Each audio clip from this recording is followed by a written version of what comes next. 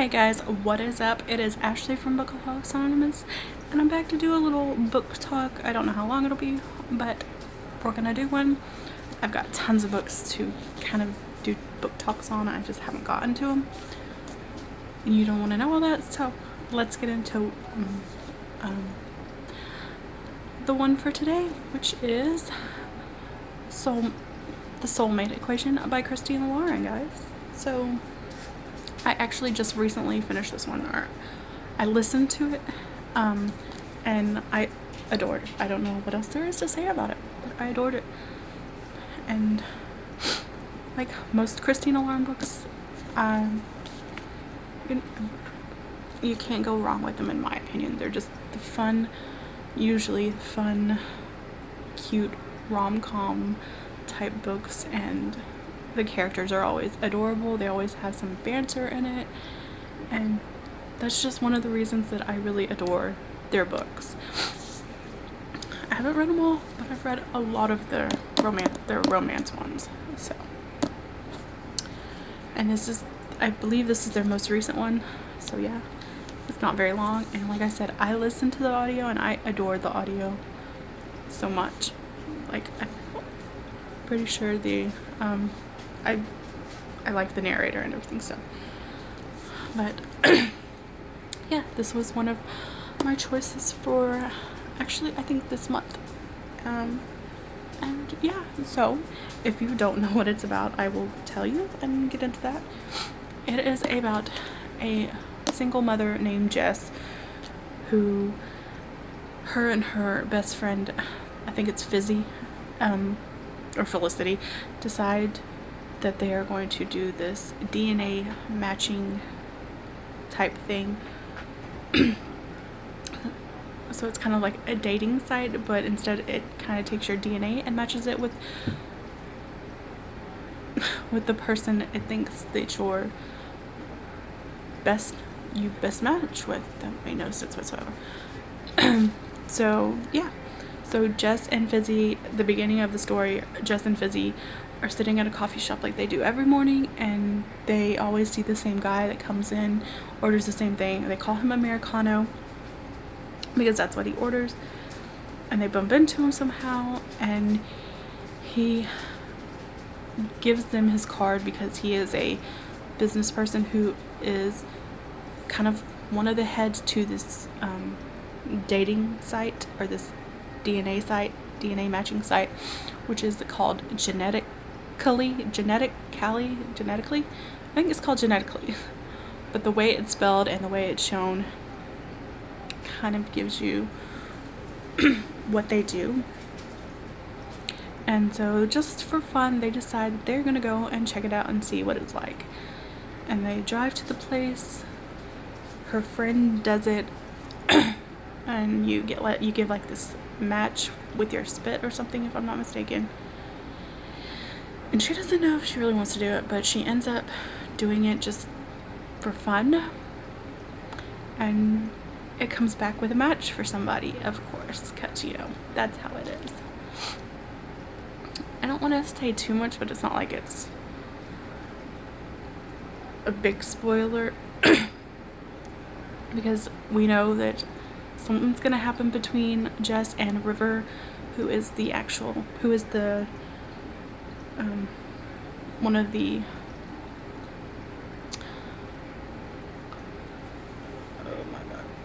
the scientists on this thing, and he's the one who helped create it.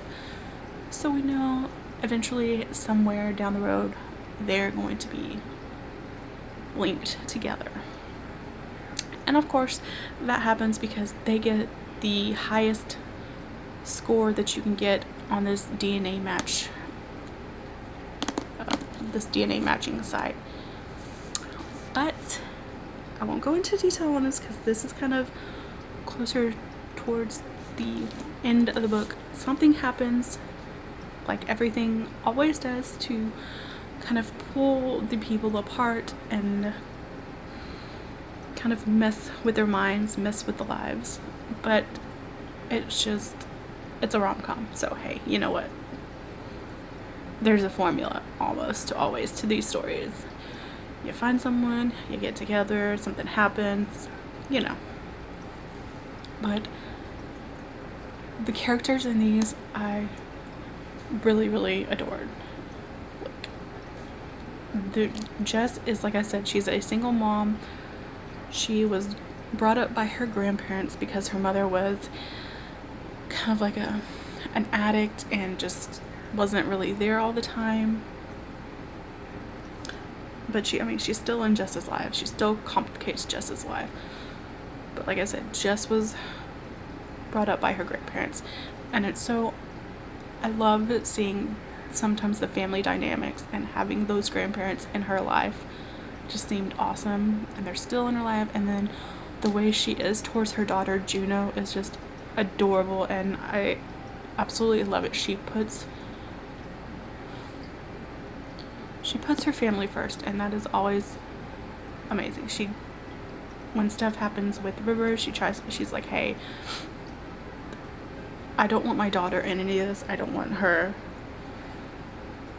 feelings to get hurt. I don't want to hurt her if something happens to us. And it's just really sweet, and I love that part of the book, and I love that dynamic of it.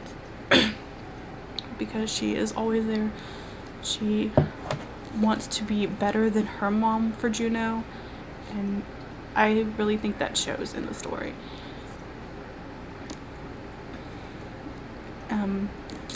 If I had one complaint, it would probably be the quickness of the quickness of Jess and River becoming an item or becoming something, which I know it's the story, that's kind of how it happens.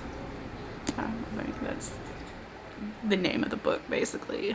So I know that's part of it, and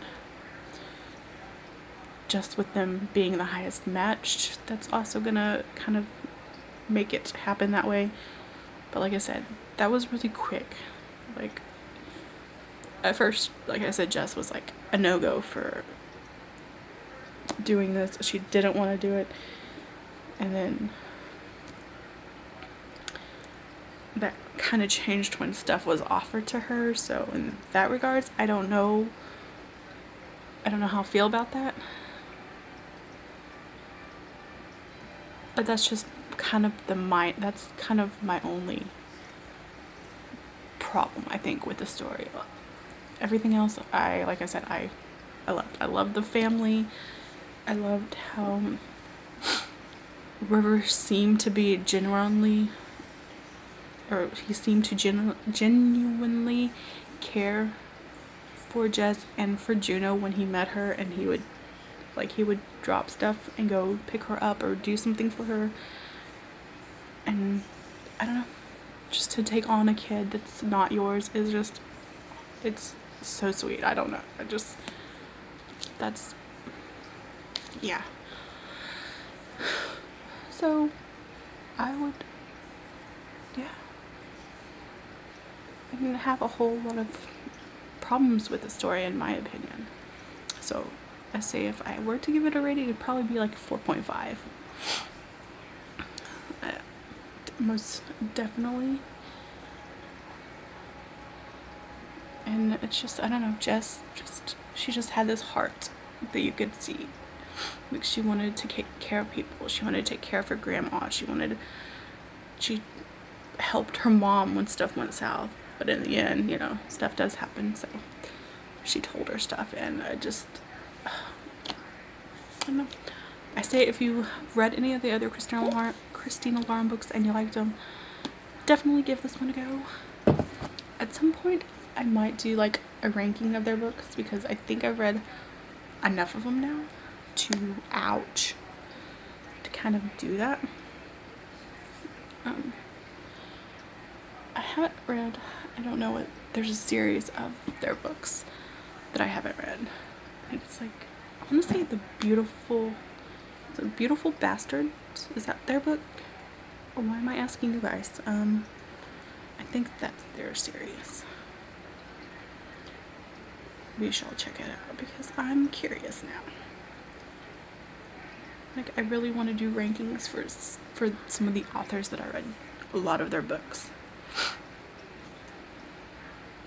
I just haven't gotten to that. Okay, yeah, so Beautiful Bastards is their ongoing series that I have not read those. I want to read them, I just don't have the stories. I might have them on audio, I don't know. But yeah, I've read 1, 2, 3, 4, 5, 6, 7, 8, 9, 10, oh, 9.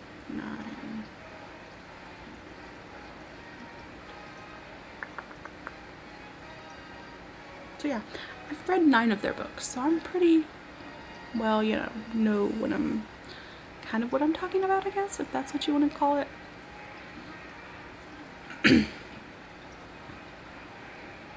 So they have a Beautiful Bastard series and a Wild Season series. I have not read any of those books. And I think their only other standalones I haven't read, it looks like, is Dating You, Hating You, which I really want to read. And Roomies, which I haven't read. But all their other ones I've read. The Honeymooners, Josh and Hazel in a Holidays, Love in Other Words, Autobiography, My Favorite Half Night Stand, The Honey Don't List, Twice in a Blue Moon. Read them all. So yeah, I don't know. Let me know what you guys think, if you want me to try to rank those, or The House. I don't even know what that is. Sublime. I think I have that on audio. But yeah. Well, let me know what you guys think, because I really want to do that kind of with books.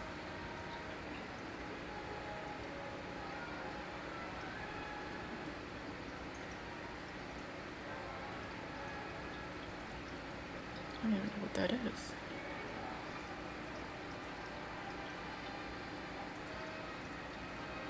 Anyway, sorry. I'm just trying to figure out all these books of theirs.